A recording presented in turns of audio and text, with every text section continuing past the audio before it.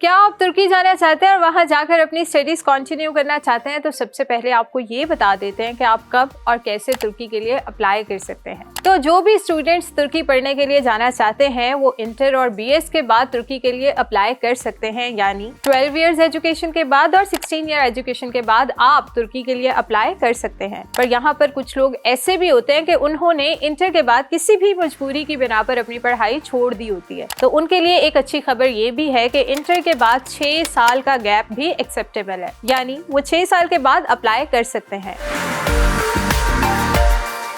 Apply करने के लिए आपके मार्क्स 40% से ज़्यादा होने चाहिए। कम से कम मार्क्स की ये रेशो है। अगर आपकी परसेंटेज इससे ज़्यादा है, यानी 50, 60 या 70% है, तो ये आपके लिए ज़्यादा बेनिफिशियल है, क्योंकि डिफरेंट यूनिवर्सिटीज़ का डिफरेंट सिनेरियो होता है और कुछ यूनिवर्सिटीज़ की रिक्वायरमेंट 50% मार्क्स की है और कुछ की 60% मार्क्स की है। इस परसेंटेज के बाद आप अप्लाई करेंगे तो आपका ऑफर लेटर एक्सेप्ट भी हो जाएगा और कुछ ही दिन बाद आपके पास आ भी जाएगा। इसके अलावा अगर आप इंटर के बाद जाना चाहते हैं तो आपके जितने भी एजुकेशनल डॉक्यूमेंट्स हैं वो IBCC और बोर्ड से अटेस्ट भी करवाएंगे। और अगर आप BS के बाद जाना चाहते हैं तो आपके डॉक्यूमेंट्स HEC से लाजमी अटेस्टेड होने चाहिए। किसी भी किस्म का इंग्लिश टेस्ट तुर्की के लिए रिक्वायर्ड नहीं है, तो ये इंग्लिश प्रोफिशिएंसी लेटर भी एक्सेप्ट कर लेते हैं। अब बात कर लेते हैं फीस की। तो ज़्यादातर यूनिवर्सिटीज़ कहती हैं कि आप $1000 देकर आ जाएं, लेकिन वहां जाकर आपको $1000 और देने पड़ते हैं। लेकिन कुछ यूनिवर्सिटीज़ पहले से ही आपसे 1500 या $2000 की भी डिमांड कर लेती हैं। तो अगर आप मास्टर्स के बाद जाते हैं तो पाकिस्तान के लिहाज से तकरीबन 6 लाख एक्सपेंस आ जाता है, और अगर बैचलर्स की बात की जाए तो 5 से 8 लाख तकरीबन आपका एक्सपेंस आ जाता है। इसी तरह आप वहाँ पर जाकर अच्छी यूनिवर्सिटीज़ में स्टडी भी कर सकते हैं। और एक अच्छी चीज़ ये भी है